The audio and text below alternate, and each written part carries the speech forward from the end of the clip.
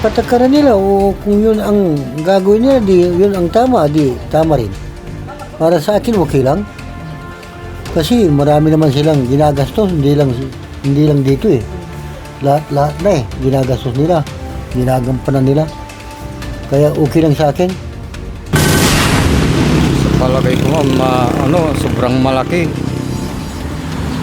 yung sahod nila. Kasi dapat ma'am yung control lang para yung iba mapunta na lang sa mga kagaya namin mahihirap para medyo pan din kami ng kunti para hindi lang naman sila yung umangat kasi yung mahirap lalong naghihirap. Dapat yung iba sana na lang nila sa ibang mahihirap kagaya namin mga tricycle driver.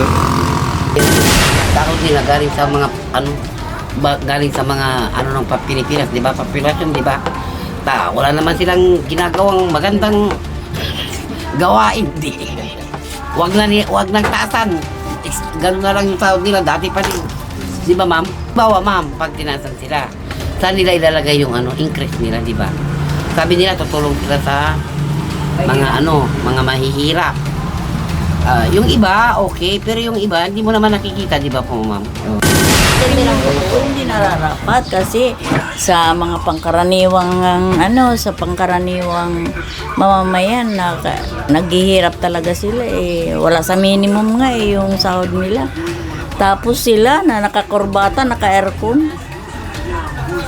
Grabe, masasabi namin grabe. Yung bansa natin, kailangan pagtunan ng pansin yung mga mahihirap naman. Para pantay-pantay, hindi naman pampantay-pantay. Kung hindi makaangat naman ang bawat isa, hindi yung nasa halimbawa, nasa sahig na nga, aapakan pa.